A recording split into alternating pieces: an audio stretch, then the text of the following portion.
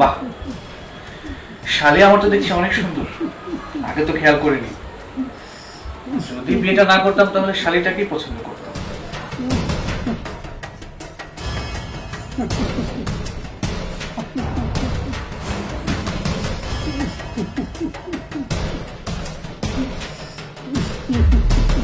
আমি কি করছি? না, এটা করা ঠিক হবে না।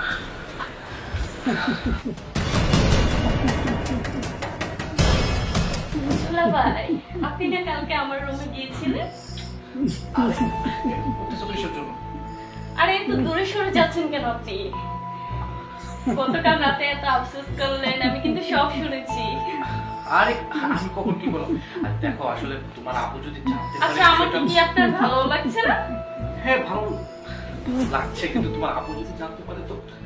দুলা ভাই, আপু তো বাসায় নেই, আপনি আসেন, কাছে আসেন। আরে আখি, কি হচ্ছে সব? আপু, কি হচ্ছে সব? তোর এত বড় সাহস, তুই আমার বাসায় বসে আমার হাজবেন্ডের সাথে নোংরামি করে বেড়াচ্ছিস? ছি!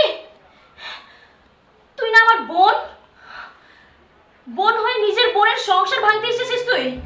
দেখো, তুমি আমাকে ভুল বোঝো না। তোমার বোন আমার রুমে চলে আসছে, আমি তো ওকে কিচ্ছু করিনি, কিছু বলিও নি। জিজ্ঞেস করো। আপু, আমার কোনো দোষ নেই, দুলাভাই তো আমার রুমে গিয়েছিল। এই এই, তুমি মিথ্যে বলতেছো কিসের জন্য? হ্যাঁ, আমি কখন তোমার রুমে গিয়েছিলাম? তুমি তো আমার রুমে আসছো আমার সাথে ফাজলামি করার জন্য। কালকে রাতে আপনি গিয়েছিলেন, মিথ্যে বলছেন কেন আপুর সামনে? চুপ করো তোমরা, আর নাটক করতে হবে না। আমি বোকা না, আমি সবকিছু বুঝি।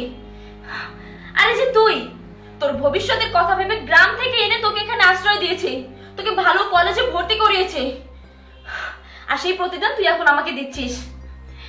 শেষমেশ কিনা আমার স্বামীর সাথে। আর এক মুহূর্ত আমার বাড়িতে নয়, তুই এক্ষুনি কাপড় চোপড় গুছিয়ে এই মুহূর্তে আমার বাড়ি থেকে বের হয়ে যাবি। বের হ আমার বাসা থেকে। একটা কথাও তুই বলবি না, আমার চোখের সামনে থেকে দূর হ তুই। আর এই যে তুমি, তুমি এতটা নীচ, এতটা নির্লজ্জ, তোমার চরিত্র খারাপ। দেখো, আমার কথা শোনা, আমি কিচ্ছু করিনি, ও আমার রুমে আসছে। তুমি আর একটা কথাও বলবে না। একটা পুরুষ মানুষ একটা মেয়েকে সুযোগ না দিলে সে কিভাবে তোমার কাছে ঘেঁষতে পারে? তুমি আমাকে বোকা বোঝাচ্ছ? আমাকে তোমার পাগল মনে হয়?